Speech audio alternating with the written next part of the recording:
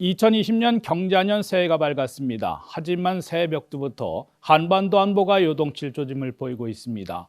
한미 동맹도 예전 같지는 않은 많은 도전 과제들이 안고 있는 것 같습니다. 대미 외교의 최일선에 계신 이수혁 대사님과 함께 새해 어떻게 대처하실 것인지를 들어보겠습니다. 새해 벽두부터 이제 한반도 안보에 상당한 또 어려움이 있을지 모르는 그런 요동칠 조짐을 보이고 있는데, 북미 관계가 자칫하면 협상 국면이 깨지고 또 위기 국면, 달리 말해서 이제 화용과 분노 2.0으로 돌아가는 거 아니냐, 이런 우려도 있고요. 주미대사로서는 역시 그런 강대강 대치로 치닫지 않도록, 또 한반도에서 안보 위기가 재현되지 않도록 하시는 게 새해의 가장 급선무가 아닐까라고 생각되는데, 어떻게 대처하실 생각이십니까? 위기론이 거의 주기적으로 이제 나오고 있어요. 재작년의 경우가 이제 화염과 분노로 이제 표현이 되고 있는데, 그게 이제 연말부터 내년까지 또 그런 현상이 생기지 않겠느냐 하는 우려들을 하고 있습니다. 그 우려의 그 기초는 북미 회담이 우리 기대했던 대로 진행이 되지 않고, 북미 간에 그동안에 논의되고 협의도 되고 한 그런 사항들이 이제 실현이 되지도 않고 있고, 더 후속 회담들이 열려야 되는데 지금 북한의 거부로 열리지를 못하고 있습니다. 거기에다가 이제 주한 미군 문제에 대한 그 각축의 의견들이, 또 다양한 의견들이 나오고 있습니다. 마치 주한 미군 철수가 이루어질 것 같은 그런 주장을 하는 분들도 있고, 또 정반대로 그럴 리 전혀 없다. 미국 정부도 공식적으로는 부인을 지금 하고 있지 않습니까? 미국의 또 그제도 상원에서 통과된 수권법의 주한 미군의 감축을 반대 또는 억제하는 그런 결의안도 채택이 되고, 이런 과정에서 주한 미군 문제, 쉽게 얘기하면 한미 동맹 문제, 북한의 핵 문제가 뒤엉켜가지고 좀 위기다 하는 그런 이제 좀 비관론적인 의견들이 많이 분출이 되고 있습니다. 일부 전문가들이 지적한 것은 좀 딥 트러블에 빠졌다는 얘기가, 트럼프 대통령, 트럼프 행정부가 방위비 분담금을 너무 무리하게 한꺼번에 5배나 인상. 물론 미국 협상 대표는 좀 다른 숫자를 얘기를 하고 있습니다만은, 그런 그 무리한 요구가 나오면은 좋을 거는 양쪽에 없을 거거든요. 그래서 한미 동맹을 다지는데 아무래도 이제 대사님께서 더 적극적인 역할을 해야 될 것 같은데, 그런 건 잘 풀릴 거라고 보시는 겁니까? 예. 미국 정부 인사나 또는 상하오 의원들, 또 전문가들하고 만나면 대개 요 세 가지죠. 분담금 문제까지 하면 아까 얘기한 북한 핵 문제, 둘째는 한미 동맹 문제, 셋째는 현안으로 이제 곧 늦어도 2월 중순까지는 합의해야 되는 그 방위비 분담금 문제, 이런 요 세 가지가 이제 갑자기 한꺼번에 뭉쳐져 가지고 여러 의견이 노출되는 과정이 생겼는데, 기본적으로는 한미 동맹 이것을 재확인해 달라 하는 것이 우리 국민들의 요청인 것 같습니다. 그래서 한미 동맹 문제를 진단을 여러 각도에서 해보고 있는데, 그것은 기본적으로는 제가 볼 때는 어느 인사도 한미 동맹이, 제가 얘기할 때 이제 주로 의원들이나 정부 인사들 얘기죠. 한미 동맹이 지금 위기다 하고 얘기하는 분들은 못 봤어요. 근데 이제 전문가들이나 언론인들이 이제 그런 진단을 하고 있는 거죠.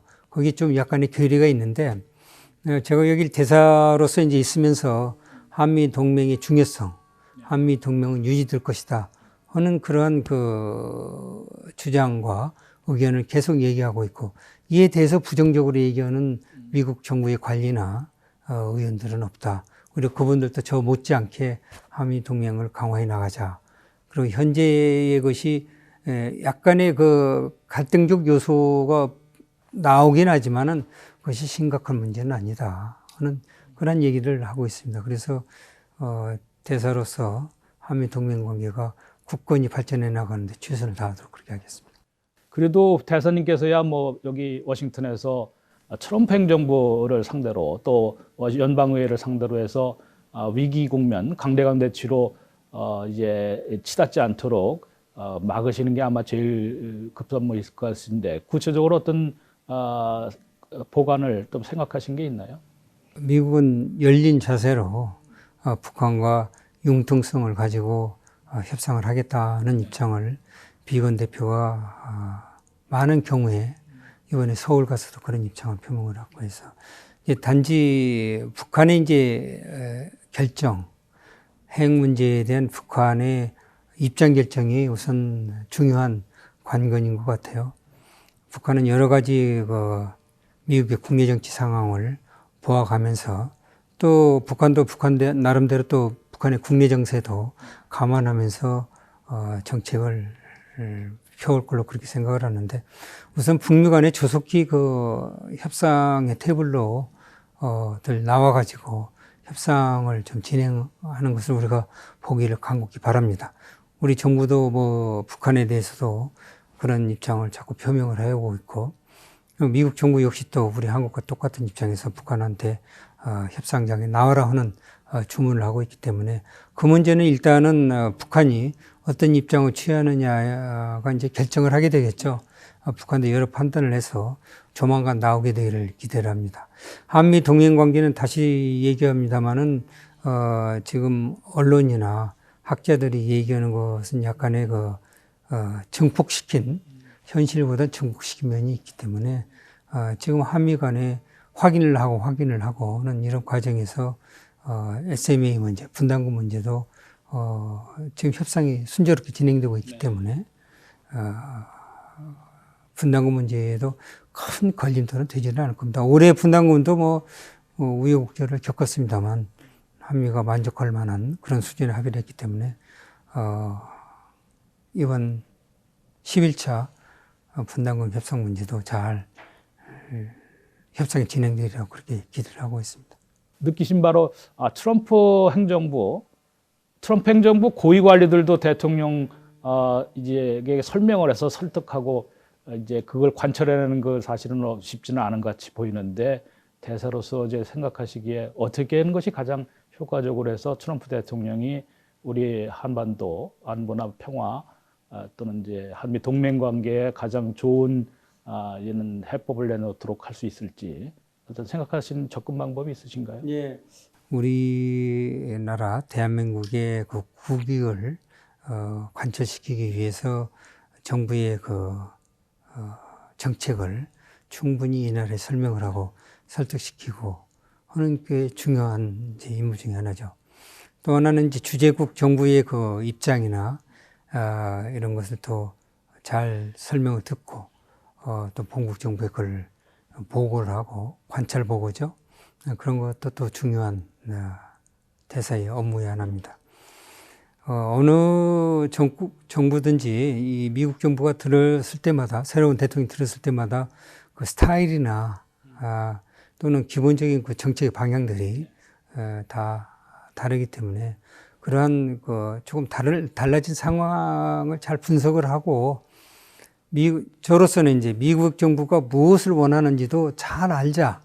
우리 정책만 갖다가 자꾸 설명해서 주입을 시키려고 하지 말. 그런 것도 중요하지만 미국이 뭘 원하는지, 우리가 뭐를 해주면 미국이 좋아할 것인지 그런 것도 잘 면밀히 분석을 해서 우리 국익을 추구하면서 미국도 도움이 되는, 미국 국익에 도움이 되는 그런 정책, 그런 것에도 관심을 가져주자. 그런 게 이제 제가 와서 좀 신경 쓰겠다 하는 그런 내용이었죠. 그러니까 우리 정부가 추진하고 있는 정책을 충분히 설명을 하고 또 미국 정부가 원하는 바도 충실히 제가 잘 간파를 해가지고 우리 정부에 건의도 하고 하겠다는 그런 의미였습니다. 그런데 이런 관계는 뭐 어느 대사든지 쭉 해온 일이기 때문에 뭐 특이한 것은 아니고 하여튼 대사로서는 이 나라의 정세도 잘 관찰을 하고 원하는 바 또는 어떤 정책에 대한 정책이겠죠. 또는 대동북아 정책 이런 것들을 왜 추구를 하고 있는지 미국이 어떤 목표를 가지고 추구하는지 이런 걸 좀 더 깊게 한번 분석도 하자 하는 그런 의미입니다. 미주 동포들 또 해외 동포들의 목소리를 좀 많이 전달을 해주셨으면 하는 건데요. 가장 이제 현안으로 떠올라 있는 것이 선천적 복수국제 문제 아니겠습니까? 지금 뭐 많은 피해 사례를 뭐 접수를 하고 계십니다만은 한국 정치권에서 나오는 거 국회의원을 하셨으니까 그쪽에서 나오는 대안들도 이쪽에는 만족을 못 시키는 것 같아요. 예를 들어서 우리 아이들 차세대들이 주류 사회에 미국 사회에 더 많이 진출하도록 전폭적으로 이제 지원을 하시고 지지를 하신다고 그러는데 우리 아이들이 선천적 복수국적에 걸린 아이들은 좀 민감한 부서라든가 사관학교나 진학하거나 할 때 신원조에서 다 걸립니다. 그래서 상당한 심각한 불이익을 지금 당하고 있는데 국적을 이탈을 해도 기록이 남아버리니까 한국에서는 뭐 일시적으로 구제해주는 법률 같은 거 갖고도 안 된단 말이에요. 정말로 헌법재판소에서 위헌 결정 내서 아예 다 있는 것이 없어지거나 이런 거를 좀 의견을 좀 많이 들으셔갖고 좀 전문가들도 있으니까 예. 본국 정부나 본국 의회, 국회에 좀 전달해 주시는 게 어떨까요? 예. 선천적 복수 국적자 문제는 어제 오늘의 문제는 아니기 때문에 많은 의원들도 동포사회의 의견을 반영시켜서 법안도 발의를 하고 있는데 또 나름대로 일시에 일거에 법률적으로 해결을 하는 그런 방법을 콘센서스를 이루면서 만들기가 굉장히 지금 어려운 요소들이 있는 것 같아요. 또 그 케이스마다 조금 더 경우들도 다르고 해서 이거를 일괄적으로 통합해서 구제하거나 문제를 해결하는 그 실질적 방법론 가지고 의원들이 지금 고민들을 많이 하고 있는 것 같습니다. 누구든지 우리 의원들이 워싱턴에 또는 미국 사이에 와가지고 그런 건의를 받고 제안을 듣고 있기 때문에 저도 계속 우리 대사관에서 관심을 가지고 우리 본국 정부에서 이 문제에 대해서 조만간 또는 조속히 해결해 나갈 수 있도록 최선을 다 경기하도록 그렇게 하겠습니다. 네. 우리 해외 동포 또 미주 동포들을 위해서 차세대 교육이라든가 거기에 좀 핵심적으로 추진하실 그런 그 계획을 갖고 계시다면 좀 말씀을 해주시죠. 예. 이 1.5세대, 2세대 또는 이제 앞으로 그 후손들이 계속 모국어를 잊지 않고 기억을 해도 계속 활용을 하고 해서 그 정체성을 계속 유지해 나가는데 우리 정부에서도 많이 노력을 해야 되고 또 여태까지 해온 바와 같이 또 대사관에서 많은 노력을 하겠는데 무엇보다 이제 부모님들도 그러한 물론 이제 대사관보다 더 자식들이니까 신경을 쓰시고 하시겠지만 하여튼 좀 체계적이고 그런 노력들을 계속 하시는 게 좋을 것 같아요.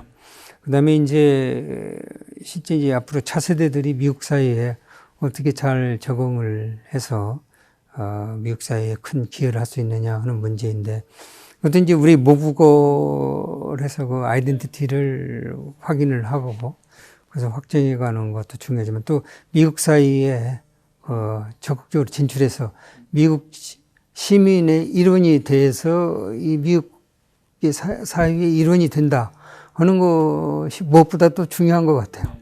그러니까 요 두 개를 잘 조화하면서 모국 혈연을 또 중시도 하면서 살고 있는 미국 사회에 대한 어떤 적극적인 참여.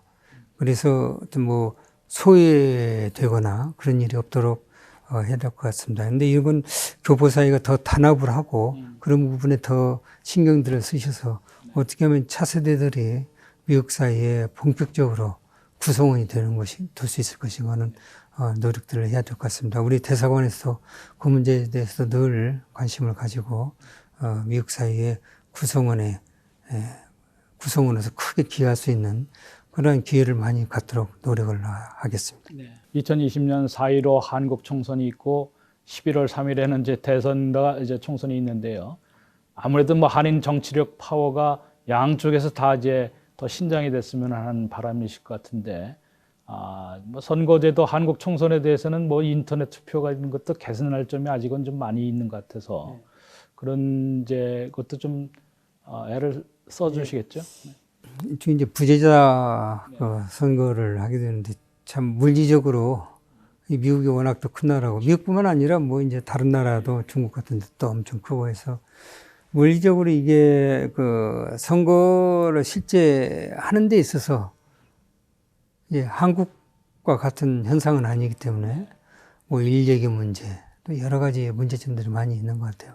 그런 가운데도 우리 교민들께서 국적을 가지고 계시는 교민들께서 그 멀리도 투표장에 나오시고는 그런 어려움들이 많으신데 그걸 되도록이면 좀 더 편리하게 투표를 할 수 있도록 하는 방법들이 강구돼야 되는데 아직도 이제 예를 들어서 뭐 현장에 오지 않고 투표소에 오지 않고 할 수 있는 뭐 그런 것도 빨리 강구를 해야 되는데 그게 또 가져오는 또 문제점들이 있다고 하니까 네, 그러니까 지금 그걸 어떻게 해야 될지 아직도 서울에서 뭐 일단 투표장에 나와서 투표하는 걸 원칙으로 하고 있기 때문에 이제 제 동포들이 그런 현실에 있어서 좀 어려움을 겪고 있죠. 어쨌든 이런 걸 다 본국 정부에서 알고 있기 때문에 그것도 또 해가 쌓아갈수록 제도들이 개선되라고 그렇게 생각을 합니다.